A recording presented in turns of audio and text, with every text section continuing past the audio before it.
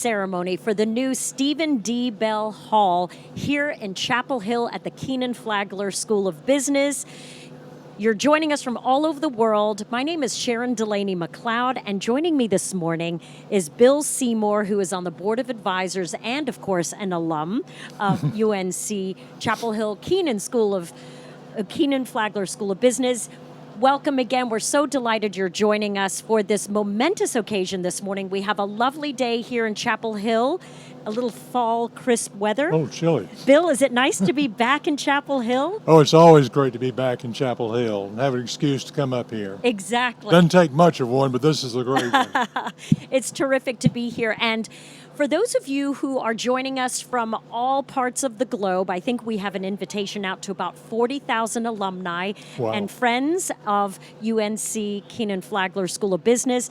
Let's talk a little bit about today's ceremony. It's a groundbreaking ceremony for this new building and renovation here on campus. It's a $150 million project that is going to begin with 2 years of construction followed by renovation, and it's really going to elevate and amplify Kenan Flagler's impact across the world.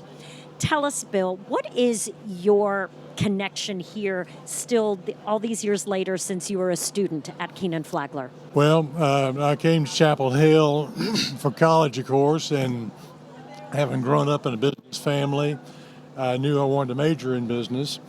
So when it was a lot easier to get in Kenan Flagler, I got in. And having grown up in a business family, I kind of understood business, but I didn't know the details. And so Kenan Flagler gave me the opportunity to figure out where the debits and credits went and what business law was and what economics was, and just got a great foundation here in terms of preparing me for the business world. That's wonderful. And of course, that foundation continues to grow for the thousands of students that have walked through these halls. Bill, tell us why you have supported this new expansion philanthropically. Well, the school is continuing to become stronger and stronger, and just is a,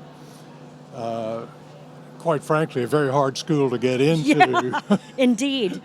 And so very smart kids ambitious kids are coming here. They're getting a great education. It's a top-ranked school.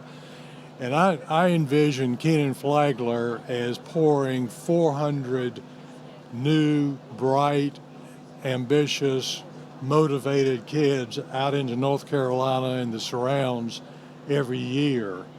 And that's like a major industry coming to North Carolina in my mind. For the next 40 years, those kids are going to be doing things, making things happen, and it's just great for the state of North Carolina. It is actually, now that you phrase it that way, these students are an economic engine for our state. That is a beautiful way to look at it, Bill.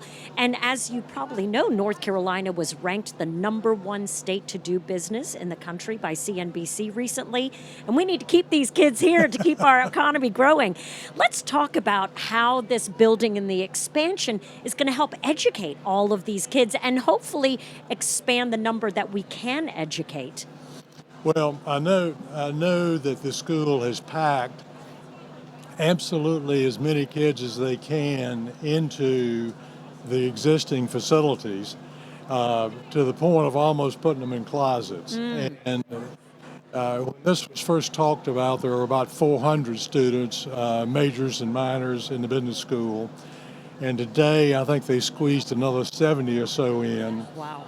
But the idea is that with the new building, within 3 or 4 years, they can move to 600, and eventually by maybe the end of this decade to 800, or double the size of the school. So that's bringing 2 industries a year to North Carolina rather than 1 industry a year to North Carolina, in my mind. Sure, that absolutely. And you chose, your career ended up bringing you back to Carolina after service in the military. And how important is it to attract these bright, motivated students, educate them, and keep them here?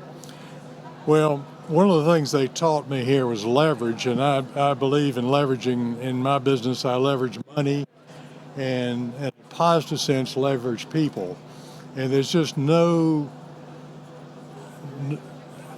better than getting a good, motivated person working in your business. And I believe in delegation, passing it down to them and letting them run with it.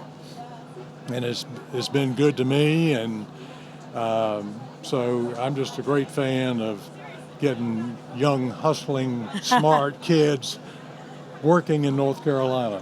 Indeed.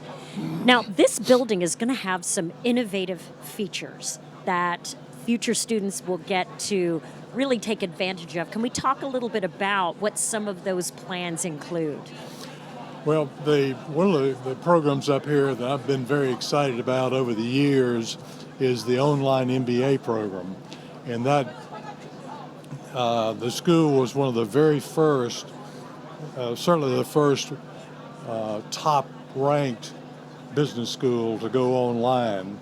And the online aspect is spread down into the undergraduate programs and the executive programs. And basically, the lecture is delivered digitally, and then when you come to class, it's more like a lab. You're sitting in groups, and you're sitting in teams, and you learn to work with teams, and then you're given a problem, and you have to communicate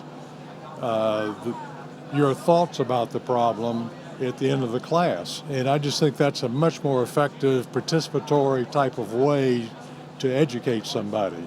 And Bill, frankly, that is what's necessary today following 2 years of a pandemic that has led to all of this new hybrid workforce. And so Carolina was doing this online education and the flipped classroom for years. They were well prepared to function really well throughout the pandemic. I think it's probably a terrible thing to go through to have to do it all online. Sure. But they were in much better position to do it, and I'll add that today the online MBA program is the number one ranked program in the country, and so that is a lot of experience been brought into the school through that work, and it's being incorporated in the classrooms here. Which is terrific. That innovation, Kenan Flagler has led the way with online education for many years and will continue to do so with this new expansion. Again, it's going to be a new building that, for those of you joining us who walked through these halls as a student, to put it into perspective, it's just going to be adjacent to the McCall building next to the parking deck. So if you can remember your days here, that's where it's going to be. That's where the new building is. They're actually going to break ground this morning in a ceremony that'll be taking place in a few minutes. And then there's going to be renovation right here on the rest of the footprint, which will, it's already such a beautiful place to come. And I feel like, when people come and walk the campus, the sales has happened. Like, if you're attracting the best and the brightest, bring them here. Isn't that right? Is that what you felt? Well, I felt it in a different part of the campus. Well, because South Campus, I guess, is the newer part. But I've been coming back to this location for a number of years now, and it's a beautiful location. And the school also has a program that's connected and working jointly with a medical school, and the medical school is right over here, and the new building will face in the direction of the medical school and just perpetuate that connection to the medical school. Which is incredibly important, and of course UNC, the School of Medicine, is as well highly regarded, highly ranked as one of the top medical schools in the country. So that collaboration, we look forward to seeing more of that, because healthcare is a business and we need to be mindful of that. Well, when we all go to the doctors, we learn that it's very much a big business these days, and the medical world is, I think, eager to figure out how to run what has become a very, very large industry. It is, and the UNC Health, of course, is remaining strong to its mission of taking care of all North Carolinians, and so glad that there's going to be that closer collaboration. So as you look around today at this ceremony, Bill, what are some final thoughts as we get ready to see this ceremony? Well, I've followed the business school closely for, 15 years or so.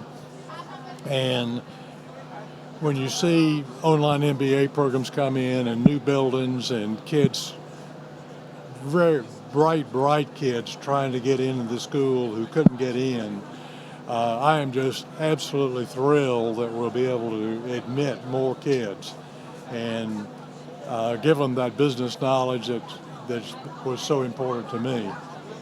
Well, and certainly it laid the groundwork to a fantastic career, and we're so delighted that you continue to be involved at Kenan Flagler on the board of advisors. I know that all of your colleagues and all of the people benefit greatly from your wisdom, your advice, and the experience that you've brought to us. So thank you so much. Well, thank you. Thank you. All right, I think we are going to be wrapping it up here in just a moment because there are anxious people getting ready to get started with the official groundbreaking ceremony here of the Stephen D. Bell Hall. And with that, we're getting started. People are taking their seats. Thank you all so much for joining us, and stay tuned as we enjoy the rest of this ceremony. Thank you. Thanks, Sharon. Ladies and gentlemen, please take your seats. The program is about to start.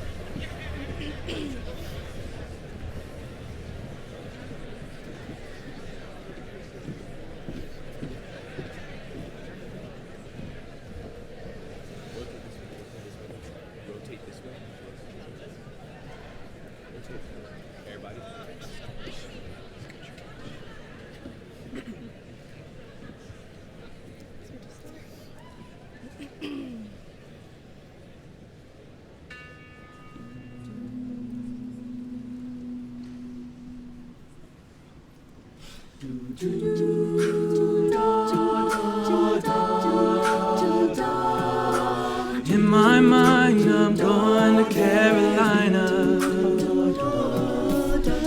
Can't you see the sunshine? Can't you just feel the moonshine? Ain't it just like a friend of mine to hit me from behind? Yes, I'm going to Carolina in my mind. Well, Karen, she's a silver sun. You best walk her away and watch her shine. Watch her watch the morning come. A silver tear appearing now, and I'm crying. And I'm going to Carolina in my mind. There ain't no doubt in no one's mind that love's the finest thing around. Whisper something soft and kind. Hey babe, the sky's on fire and I'm dying, and I'm going to Carolina in my mind, I'm going to Carolina. Can't you see the sunshine? Can't you just feel the moonshine? Ain't it just like a friend of mine to hit me from behind? Guess I'm going to Carolina in my mind. We're dark inside and late last night. I think I might have heard the highway calling. Geese in flight and dogs that bite. And signs that might be omens say I'm going to Carolina in my mind. And with a holy host of others standing around me, well, still I'm on the dark side of the moon. And it seems like it goes on like this forever. Well, you must forgive me if I'm up and going to Carolina in my mind. In my mind, I'm going to Carolina. Can't you see the sunshine? Can't you just feel the moonshine? Ain't it just like a friend of mine to hit me from behind? Yes, I'm going to Carolina in my mind. Going to Carolina in my mind. Going to Carolina in my mind. Going to Carolina in my mind. Going to Carolina in my mind. Thank you guys so much. Thank you.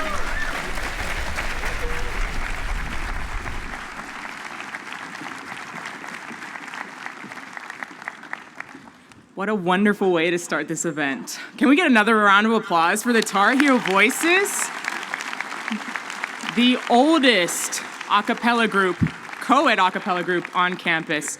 Fantastic. Well, good morning, everyone, and welcome to our Stephen D. Bell Hall groundbreaking ceremony. It is amazing to see you all here and represent you all as this UABP student announcer. My name is Desiree Lockhart, and I am an undergraduate business student here, class of 2023. Hi, yes, I am double majoring in business and public policy with a minor in Japanese, just a little twist. Yes, I know, big mouthful, but I'm honored to be here today celebrating the new building being built for Kenan Flagler. I remember hearing about this building over a year ago in my sustainability class with Jeff Middlestat, and hearing about the different plans going in place for this building, and everyone here who was a part of that. It's just fantastic. So I can't wait to see its impact on all of the students and faculty at Kenan Flagler here. So with that, I have the honor of now introducing our 12th Chancellor of UNC, Kevin Guskiewicz, to the stage to officially kick off our celebration. Everybody welcome Kevin Guskiewicz.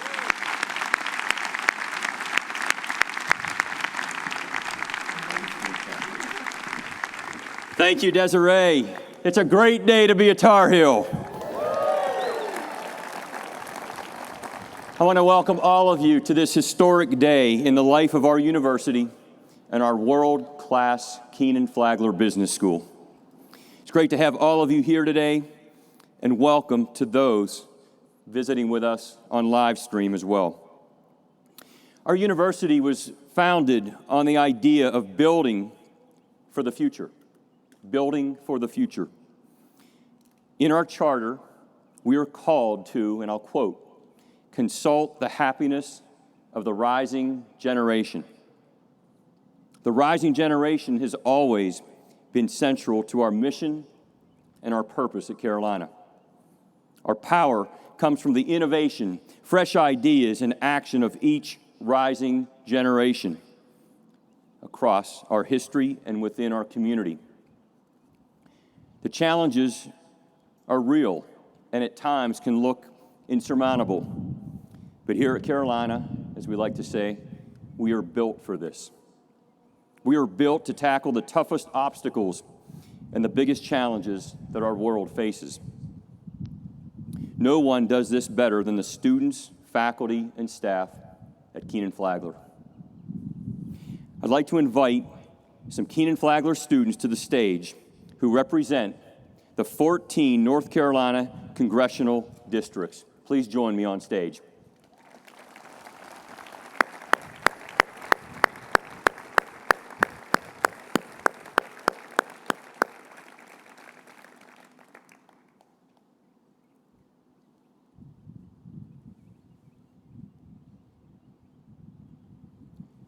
As they're entering the stage, these students represent the community that makes Kenan Flagler so special.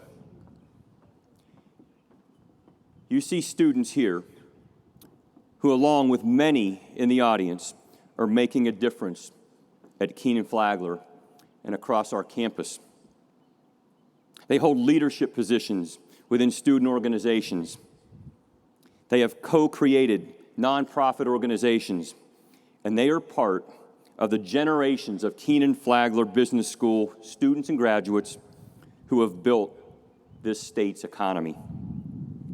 Kenan Flagler Business School has prepared CEOs, marketers, accountants, and entrepreneurs to better serve and make the world a better place.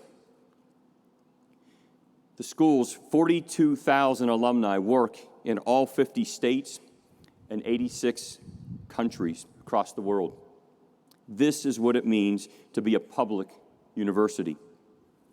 We are serving our state and preparing the leaders that we need for the future. The new state-of-the-art building, the Stephen D. Bell Hall, will advance our critical mission and expand our impact here at Carolina. It'll enable Kenan Flagler to meet the challenging needs of business education in the ever-evolving world and to better teach the rising generation in a state-of-the-art facility that we will break ground on today. Now, this building will enable us to teach and train more students and leaders for the future. This space will strengthen our culture of collaboration and help build our community together. I want to take the opportunity to thank members of the new building committee for their hard work. A lot of thought, energy, innovation, vision went into this. That committee was chaired by Leo Horry, and I want to thank Leo for your outstanding leadership in this and all those who served on the committee. A round of applause.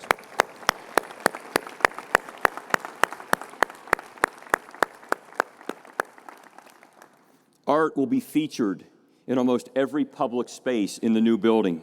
Some of that art will be permanent, and much of it will be borrowed from the Ackland Art Museum, making the new building an Ackland for South Campus, as many have described it. We've needed this building for a long time, and when we asked for help, the Kenan Flagler community responded to our call, and many of you are here today. We are here because of so many different people across the generations of this school, and I want to thank our General Assembly members in Raleigh for helping to fund this new building and making today possible. Thanks to our Board of Trustees for their leadership, all of whom are here with us today.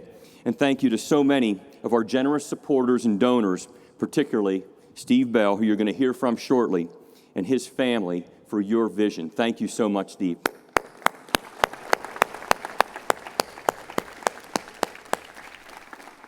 I also want to take this opportunity to thank Doug Shackelford for his leadership in carrying forward this project with determination and resolve. Doug, thank you, and Ann, thank you for being here today.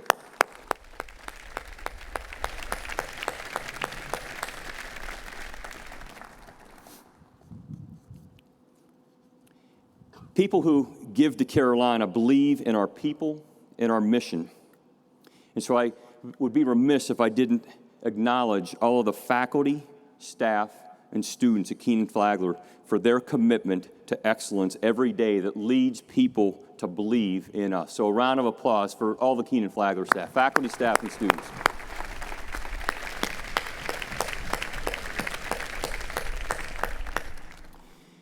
It's now my pleasure to welcome and invite to the stage Jamie Dimon. Jamie's the CEO of J.P. Morgan Chase. He's going to have a fireside chat with MBA student body president Taylor Jackson Pratt. Jamie needs no introduction. In fact, I was told keep it short. That's how he likes it. But I think the one line that best describes him is that he's been described as the most innovative and successful banking leader worldwide for nearly 2 decades. And we are thrilled to have Jamie Dimon with us today.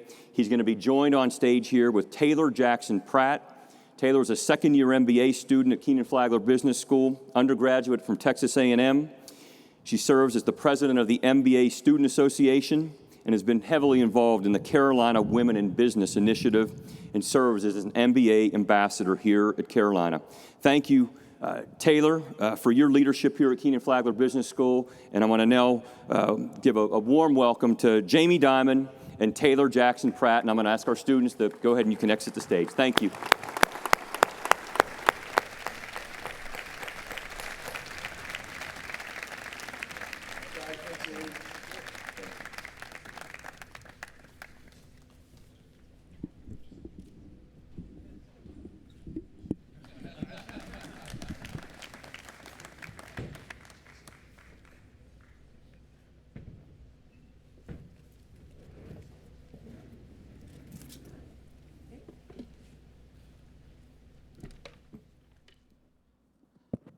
All right. Well, hello, everyone. As I mentioned, my name is Taylor Jackson Pratt, and I am the MBA Student Association president this year for the class of 2023. And with me, as I said, a man who needs no introduction, is Jamie Dimon, the CEO and chairman of JP Morgan Chase. Let's give him a round of applause. Thank you. So, Jamie, before we get started, I think everyone here would love to hear, in your words, the journey that you took to become the CEO and chairman of JP Morgan Chase, and especially what were the moments and the decisions that led you to where you are today? Oh, God. That's before we start? So welcome, everybody. Thrilled to be here. You should know that my predecessor, Bill Harrison, went here. So he's a Tar Heel. I still don't know what a Tar Heel is. But thrilled to be here. And, like a lot of people, your journey in life is a funny journey. Like my dad was a stockbroker, so I grew up, reading papers, and I bought my first stock at 13 or 14. But he didn't push me into business at all. My older brother's a physicist. I have a twin brother who's a teacher, and so. But I was always interested in the world and history and economics and stuff like that. I went to Tufts and then Harvard Business School. I made a weird choice there. I was on my way to Goldman Sachs investment banking, but I went to become Sandy Wild's assistant at American Express. Then he left, took over a little company called Commercial Credit. That little company bought all the way up or merged to Citi. And I was the president, chief operating officer, and then surprisingly, after 15 years, I got fired.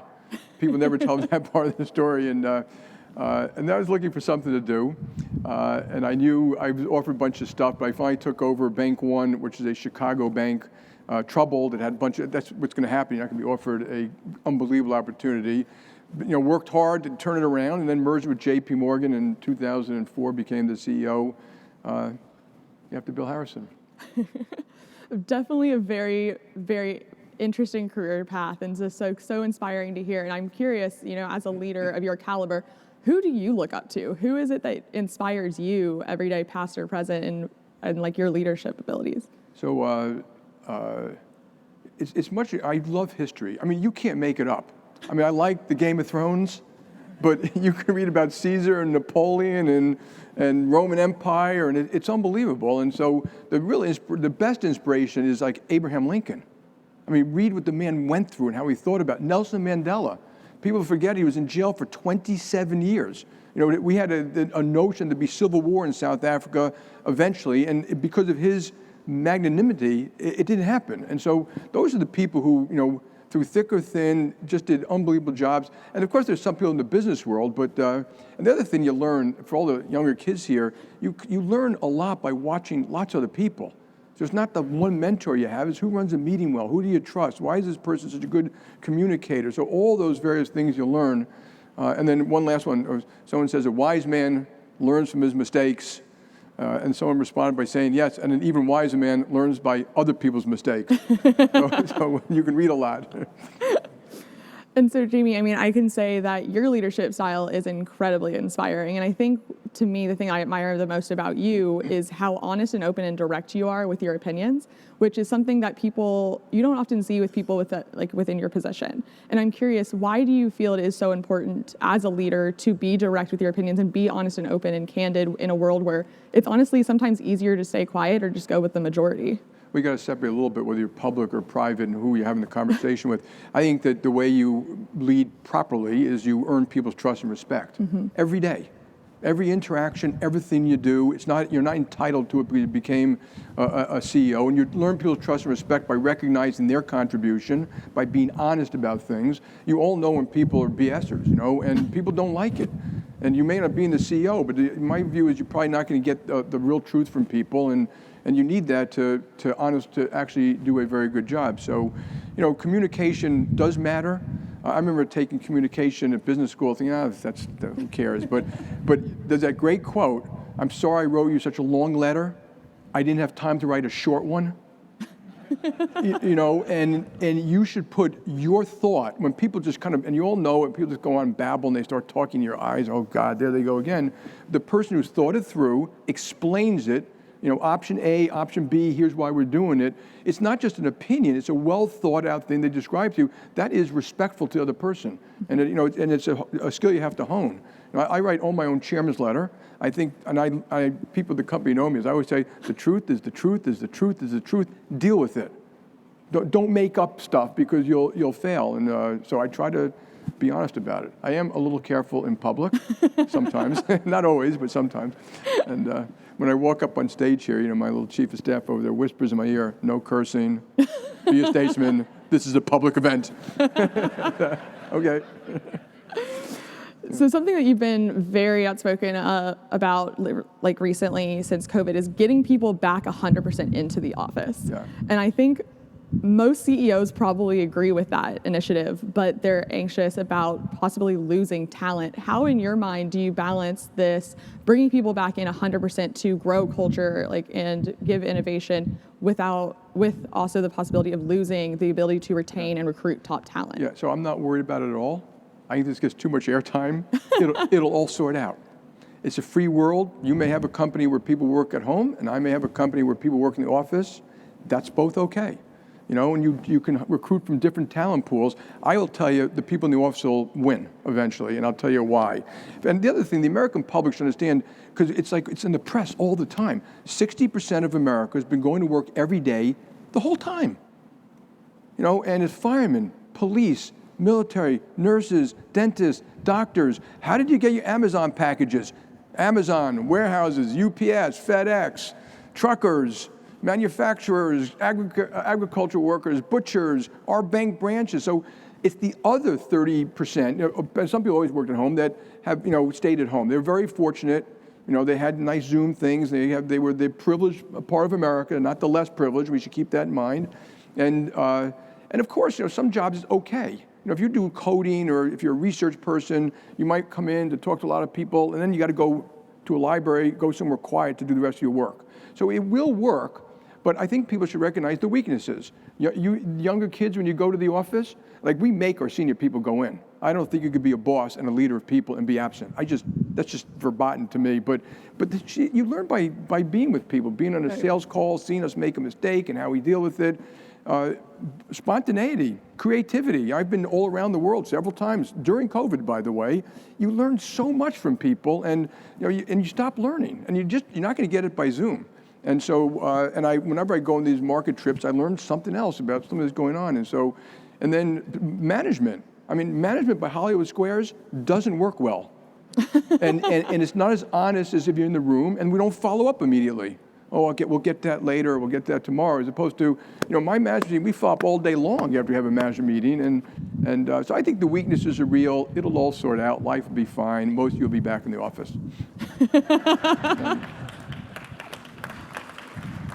All right, soundbite from Jamie. We're all going back to the office. No, Got it. We already have a problem. We have young bankers who are coming in 5 days a week, and some are coming in 3 days a week, and it's already happening. Who's getting ahead? Who's getting the plum assignments? Who's meeting more people? Who's getting smarter? the person come in every day, and it's just, you're going to have to figure it out yourselves too. Right. So, yeah. Well, I know that you said you think this gets too much airtime, so let's switch. I can ask you something. I can switch gears a little bit here. So you've had a busy last couple of weeks on Capitol Hill. I've heard you were actually there yesterday, flew in from Washington. So I'm curious, when you're preparing to go and speak to these policymakers, what is the message that you want lawmakers to take away when you speak with them about how we can create a more equitable America and give opportunities to all Americans? Well, that's not what the conversation. First of all, I walk in, I'm thinking, I'm literally, those movies where you're saying X and you're thinking Y. You can imagine what's going on in my head. And the people who know me, they see a little smile come up as I have a brilliant joke, which I cannot make. But one of the things I want to do is ask them to raise their hand and swear on the oath that everything they say is the whole truth and nothing but the truth. Because it's not all quite the truth. And, but you do I do prep for, the toughest questions, and, they irritate me. They always ask me, what are the toughest questions? And you are prepared, but I do try to take the opportunity to say what you want to say. So I spoke about America, the greatest nation on the planet. If you don't believe me, travel around with me, that we shouldn't be denigrating this country, even though we have flaws like every other country, and we should acknowledge them and fix them. But what do we have? Free enterprise, freedom of speech, freedom of religion, free enterprise, freedom of people, freedom of capital, more importantly. And so I try to emphasize those points. And then, when they ask questions, get right to the point, say something succinct that is what you're trying to say. And so, and I think, what banks do is we try to lift up society. We educate individuals, we take care of your money, we finance schools, hospitals, cities, states, governments, all around the world, in 120 countries. And I don't like it when people demean my people. And I kind of say that several different ways. And I also went out of my way to look at the camera at one point and thank the 250,000 people who've been breaking the back for the last 10 years to do what they do for their communities. And because I think it's important our people understand that I am so proud of them. And they motivate me because I know how hard they worked, and under a lot of difficult circumstances during COVID. Right.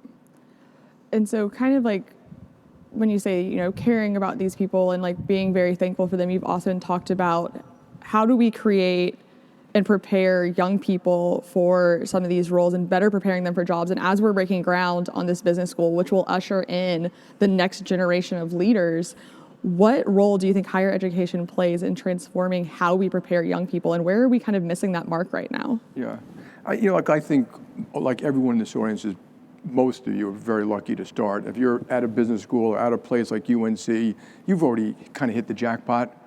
If you have your health and all that. And so I mean, if you look at society, I made this point too, COVID and the murder of George Floyd retaught us two things we already knew. Okay, that when bad things happen, the lower part of society is the one who suffers the most. They're the ones who lost their jobs, don't have medical insurance, didn't necessarily have computers for homeschooling, and it was tough. And I think we should recognize that. So I tell all my CEO friends when they complain about wages, they've had a pay raise for the first time in 20 years. Don't complain. They deserve it. We should have done more to lift up that part of society. And the murder of George Floyd also pointed out to the black community, it's been 175 years since the Civil War, not remotely close to parity. And you got to ask why, and what should we do? And we should do things. So we do make those points. And but in terms of the leaders here, I mean, my view is that leadership is a responsibility. And a lot of people think about how wealthy they're going to get, or how they get the lights on them, or get credit for things. It's a responsibility, and you better take that responsibility seriously because you owe it to your family, your friends, your country, your communities. And contribute the best way you can, and learn. A lot of the learning you're going to do is going to be not in school. School's kind of teaching you how to learn, and how to read and how to think and how to argue and how to look at complex situations and come up with an answer. But that's a lifelong thing. You're going to spend your whole life learning, and the world is getting faster and more complex. And so therefore, you just got to really stay light in your feet and be willing to move in a lot of different directions and for the rest of your life. Fantastic, thank you. And you mentioned when you were speaking kind of to some of the things that your company in particular is doing to create to narrow that wealth gap. And so kind of wanted to touch on, they made a bold 5-year, $30 billion commitment to advance racial equality 2 years ago. And I'm curious if you could give us a little bit more detail of what exactly you are investing in, because you've touched on it a couple of times, but I would love to hear a little bit more detail about that. Yeah, so give a little history. So, banks like JP Morgan Chase for years have been doing that. And if you look at it, way ahead of private equity, law firms, accounting firms, a lot of private companies, and we should, and I'm unabashed about doing that. And we started many years before that we started a thing called Advancing Black Pathways. That was trying to look at why we need more black employees moving up the channel, how we do it. I didn't know when we started this, it's amazing we learned. I've been going to HBCUs for 35 years, okay? But it was Spelman, Howard, Clark. I didn't know there were 101 of them. We now recruited 25. So we go out of our way to find great people that are of different color and different background and stuff like that.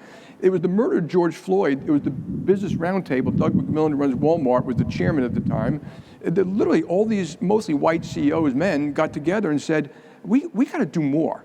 And so obviously every industry can do its own, but this effort is very specific. $8 billion of mortgages for minorities, $12 billion of affordable housing, financial education. We've got these new unbelievable community branches. We put 25 of our branches in LMI, lower middle income neighborhoods. We have special funds in teaching for entrepreneurs of color, and it works, and we report it. But I would remember, a big company makes a big announcement. It's about how many loan officers we have, black loan officers in Harlem, south side of Chicago, Ward 5 of New Orleans. And that's what you're seeing us do. Once you make these commitments, how do you actually execute it and try to do our part? I also want to point out here, because companies should do their part, but we got to spend a little bit more time on public policy. So you all at this wonderful school, inner city schools, more than half the kids do not graduate.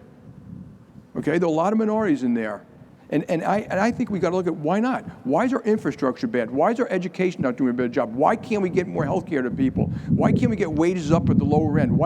And that's what we need. So, the fact that we're doing this shouldn't make up for the fact that we should be pushing public policy to do a better job. We need good government, and it won't happen without good government. And so I think you can tell just how passionate you are when you speak about this. And I think that that's something that you've talked about in your letter to the shareholders about perfecting your Picasso and having a passion that drives and motivates you throughout your career in both your professional and personal life. Yeah. And I'm curious, it sounds like you have a lot of different Picassos, and I'm curious, how would you give advice to people to narrow in on what their focus is, how they're going to change the world, and then nurture that throughout their career? There's a great op-ed article I read once. There's a guy who had been on Omaha Beach, got the Medal of Honor that day. He wrote it 60 years later, and he said, on that day I'll never forget, and all the people there deserved the Medal of Honor. A lot of people didn't come back. He said, but now he's looking back at his life, and he's realizing that a lot of the people who deserve a Medal of Honor are their mothers and fathers and teachers and business people and nurses who for 70 years made Earth a better place, day in and day out, through thick or thin. And so, when I say build that Picasso, I think anyone, and it doesn't have to be an exact passion, because I love history, but this is my contribution to society. And Jamie Dimon can contribute many different ways, but I think if you are a great educator, a great writer, a great author, a great analyst, a great politician, a great nurse, or a great doctor, all those people lift up society. And we should treat everyone respectfully, and try to find things you like, and so I think it's a very broad thing. You shouldn't look at it like it's one different thing, and it may change during the course of your life, and be open-minded to that.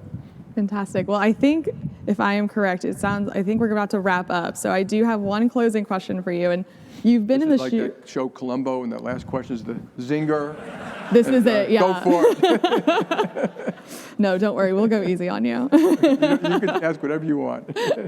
So I'm curious, because you've been in the shoes of many people here, especially the younger folks here, as just given your educational history. And I'm curious, what advice would you give to us as we become the next leaders of tomorrow? How do we become the next Jamie Dimons? How do we become the next impact makers in the world as we go forth and progress our careers? Okay, so you always heard the work hard. Obviously, I've never seen very successful people who didn't work hard. Work smart.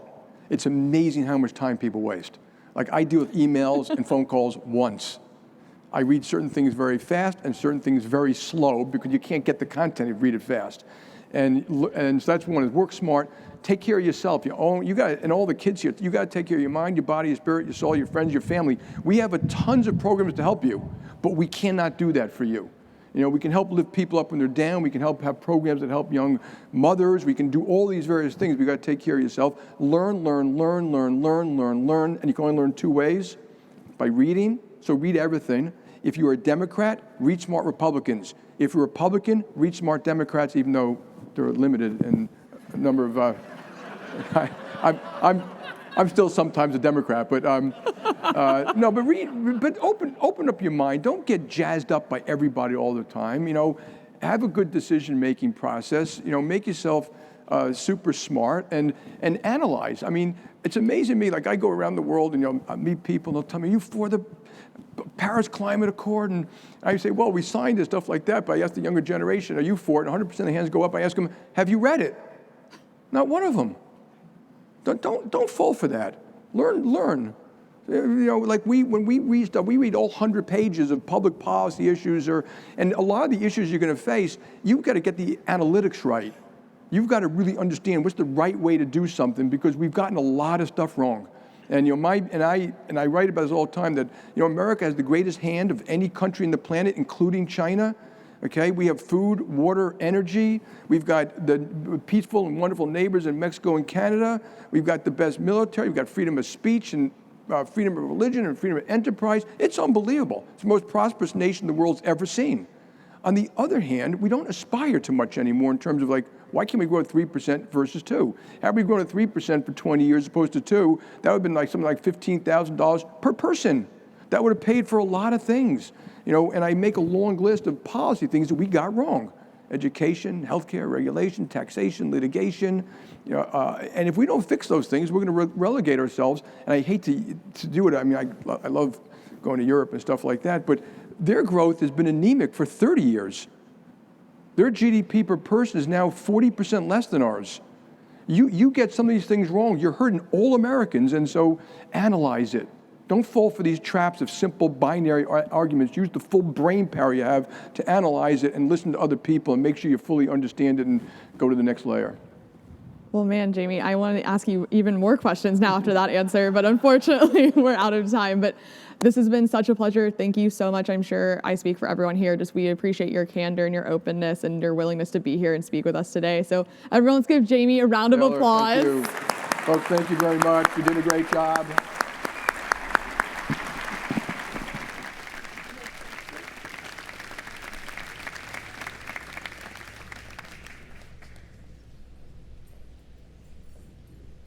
What an amazing conversation. Can I get another round of applause for Jamie and Taylor? You see, this is exactly what I love about Kenan Flagler. We have the CEO listed as one of the most innovative leaders in banking next to the president MBA student, all here on one stage in one place. This is a fantastic example of what opportunities such as the Steve Bell building are going to bring more so to this. And speaking of the building, oh wait, hold on. One remark I did want to make. When I did meet Jamie, he was talking about how he didn't know what a Tar Heel was. He was staring at Ramsey. He was like, "Is that a rabbit? Is it like a cow?" I'm telling you, you might not have come knowing what a Tar Heel was, but he's surely going to leave knowing what a Tar Heel was. That's for sure.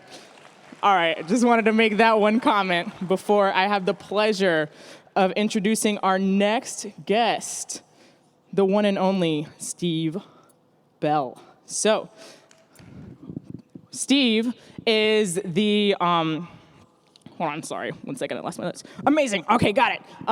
So Steve is the chairman emeritus of Bell Partners, which he recently transitioned from chairman in 2016. And he graduated from Carolina with a bachelor's of Arts in History. And he founded Bell Partners in 1976, which is a multifamily investment platform. Now, Steve and Jackie Bell committed $25 million to a gift to name the Stephen D. Bell Hall, the new building, to represent what we are here to celebrate today. And as a native North Carolinian from Greensboro, it's only appropriate that he made his greatest mark through the impact of his investment to the building. Steve and his wife, Jackie, have 3 children, Donna, John, who was an MBA in 99, and Durant, who was a bachelor's in 2002. And he shared that his spirit of generosity comes from a place of gratitude for Carolina and Kenan Flagler, and he hopes to inspire other Tar Heels to do the same. So I would like to welcome Steve Bell to the stage. Thank you for all you do for Carolina.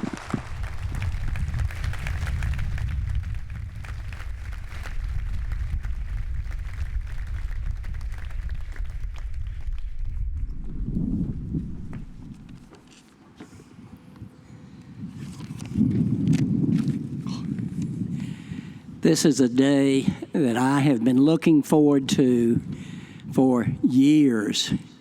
And the first thing I thought about this morning when I got up early was I wonder if Jamie Dimon is going to be wearing a tie. I thought, I don't know, but I better wear mine. I know most of you came this morning to hear me give a nice speech. But after much thought, I concluded that Jamie would do a better job, and certainly he proved me correct. I loved his comments. I loved particularly the part about having your employees back in the office.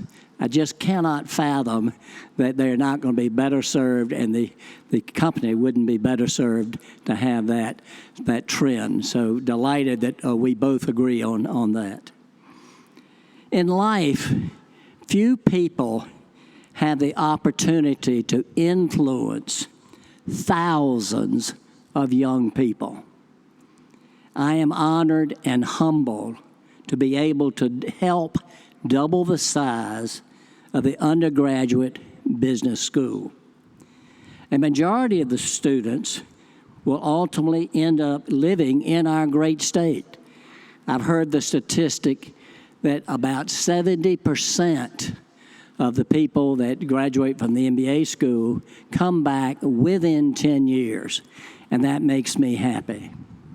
These young entrepreneurs will make North Carolina a stronger and more productive place for all of us to live and work. I will be eager to visit Chapel Hill over the next several years to see the construction progress by Barnhill and watch Duke lose to Carolina.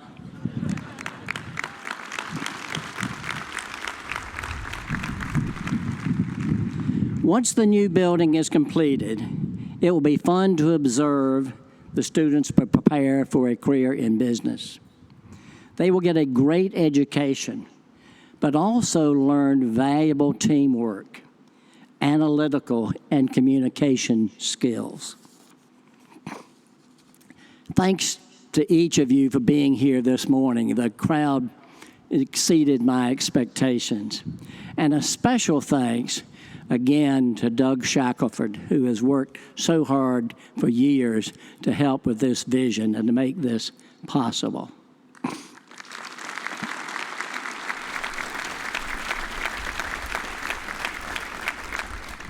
I want to thank the General Assembly and all the donors that have given so generously in the past. And I certainly look at David Ruth and know that he was a huge part of this also.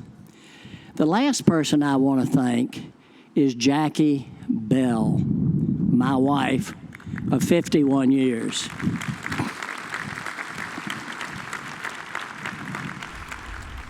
I worked a lot of long, hard hours and weeks and months and years in the real estate business because I loved what I did. But she helped make it possible. She didn't nag me to come home at 5:30 or 6, and I was able to give it all I had for a long, long time. Thank you, Jackie.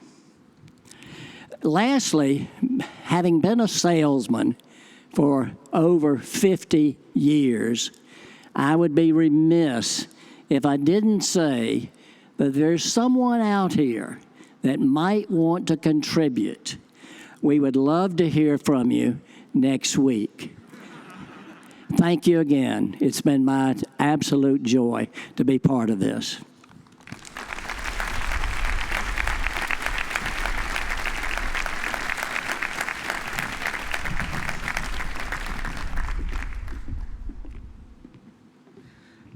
Thank you so much, Steve, for your amazing words and your contribution to Kenan Flagler. It is evident that your giving comes from a place of true, deep, genuine generosity and care for the affording of Kenan Flagler and UNC as a whole. So, with that, we will now be hearing from the chair of our Board of Trustees, who earned his bachelor's arts degree in journalism here at UNC. Isn't it amazing we get so many different people from different majors here? Oh my goodness. So, he earned his JD with honors and MBA from Campbell University and is an attorney and partner with Williford, Crenshaw, Bullock, and Frankakis in Fayetteville, North Carolina. His practice focuses on litigation and consults on healthcare issues, specifically those allied with the health field. Previously, David Bullock was an award-winning journalist, political consultant, and public relations professional. I'd like to welcome David to the stage, and thank you for your leadership in the Board of Trustees. Everyone, please welcome David Bullock.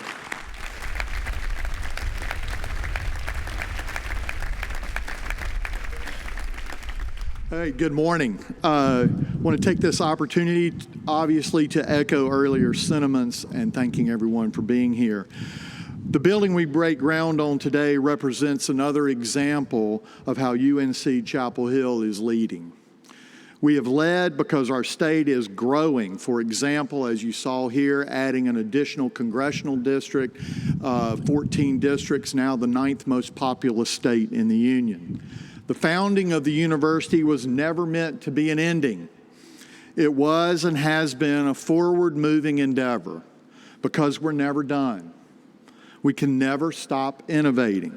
We can never stop building, and we can never stop setting the pace for all great universities. I had a conversation with Dean Doug Shackelford. I talked to him earlier. It was actually right up on that balcony at the time this building was coming to the approval process with the Board of Trustees. At that meeting, he shared with me a thought that has stayed with me since then, which is that building that we're celebrating here today and breaking ground on is not being built for a 50-year-old guy like me. We're building this for the future students who are presently kids in elementary school. You know, we're innovating, building, and setting the pace for their experience here at Carolina. It's the same thing that William Richardson Davey did, who conceived the idea of our university, and chancellors, state leaders, trustees, and faculty members who at one time or another set the pace and left next generations with innovations they themselves may never have experienced and certainly probably didn't gain any personal benefit from. Like you said, Jamie, it's not about gaining personal benefit, but instead leaving it for those who come later. With that in mind, I'd like to single out our Board of Trustees this morning, who are all present, and thank them for their hard work, for asking probing questions, for their insight, and for their support in making this project happen. I also want to thank the North Carolina Legislature for having the confidence in UNC Chapel Hill. That confidence includes the legislature having the foresight to see the impact this school has on our state and our nation, and the increased impact it will have moving forward. At the risk of missing many impactful senators and representatives, the leadership of the legislature deserves a special thank you from our university. I want to express gratitude and appreciation to and for Senator Phil Berger, the pro tem of the North Carolina Senate, and Speaker of the House Tim Moore, a proud Carolina graduate who supported this project. This project, as has been stated and alluded to, is funded through a true partnership with the state taking up half the bill and private dollars making up the other half. So with that in mind, we can't thank Steve and Jackie enough and every other donor who contributed the private dollars raised to make this building a reality. They are leaving a legacy for future generations. I had a great conversation with Mr. Bell about a week before the approval in front of the Board of Trustees, and he could not have been more excited about the project and have more enthusiasm for this building. He was really actually more super excited about the opportunity to give students the ability to study in a modern setting, and that's what this building will represent. So Steve and Jackie, thank you. And I want to thank Mr. Dimon for his visit today, helping us kick off the completion. It's an honor to have you here. I know, for example, he talked a lot about things that he's done as leader at J.P. Morgan and what his company and firm have done. But you do share many of Carolina's values. For example, as your J.P. Morgan is a founding member of the Veterans Job Mission, which has hired more than 16,000 veterans since 2011. That initiative has provided veterans with both mobility, opportunities, and mentorship.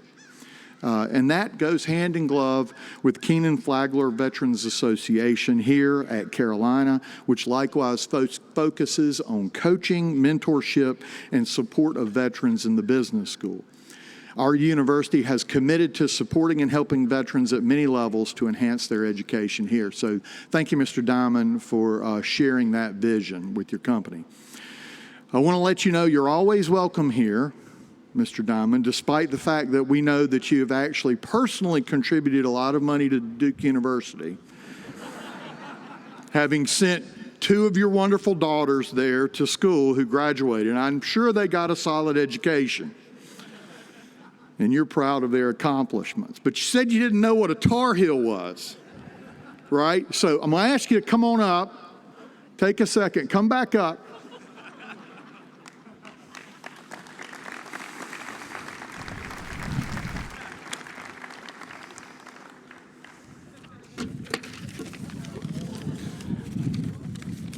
I'm a lawyer. I don't need the paper.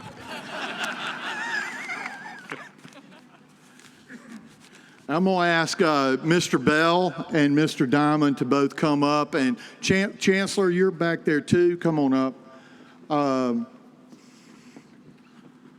Is there an animal in there? No animal. We want to make sure you leave Carolina knowing what a Tar Heel is. And again, despite your affiliation with Duke, this is signed basketball by our Final Four coach, Hubert Davis. Thank you.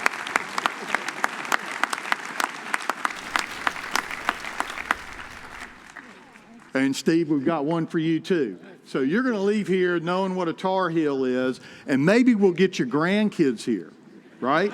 Possible, yeah. Save you a little money and get them a better education.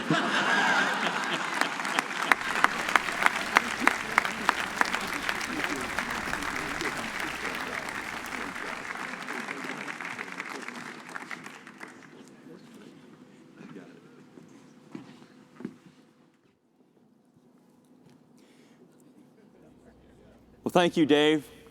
And I'm going to also thank our entire Board of Trustees for your support. And I also want to acknowledge the incredible development team, both here at Kenan Flagler Business School, led by Chantel Grumhouse. An amazing job.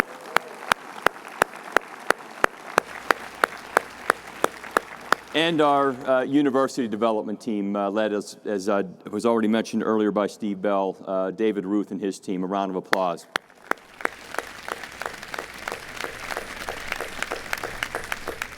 I want to thank Jamie Dimon, Taylor Jackson Pratt, and Steve Bell for their inspiring comments today. And as I said earlier, it's a great day to be a Tar Heel.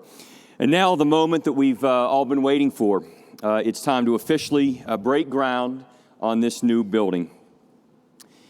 So now, by the power vested in me by the Board of Trustees at the University of North Carolina, Chapel Hill, I hereby commence the breaking ground on the new Stephen D. Bell Hall.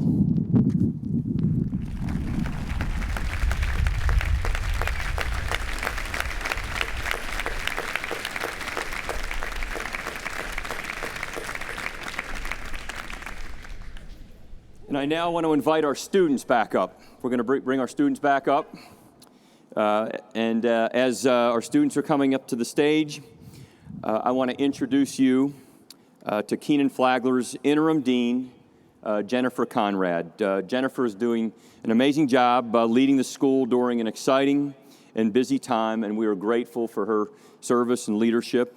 And I want to again thank all of you for being here today, and go Heels.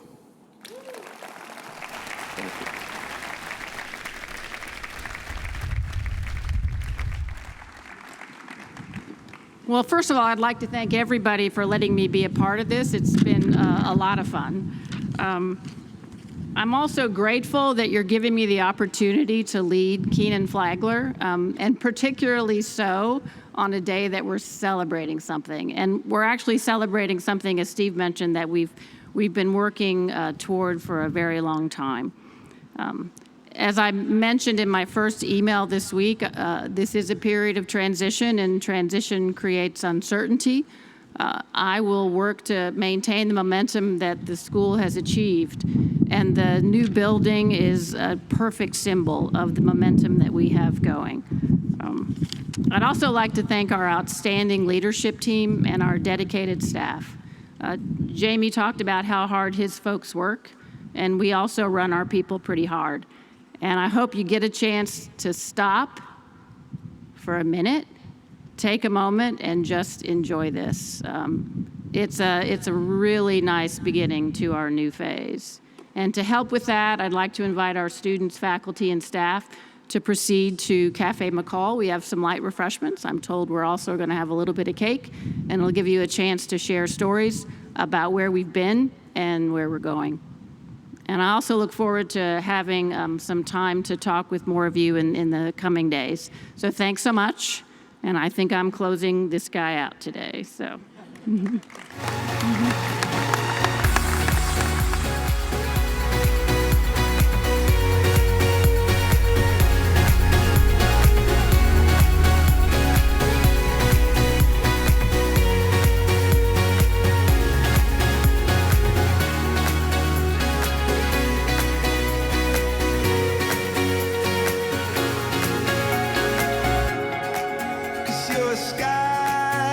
You're a sky full of stars.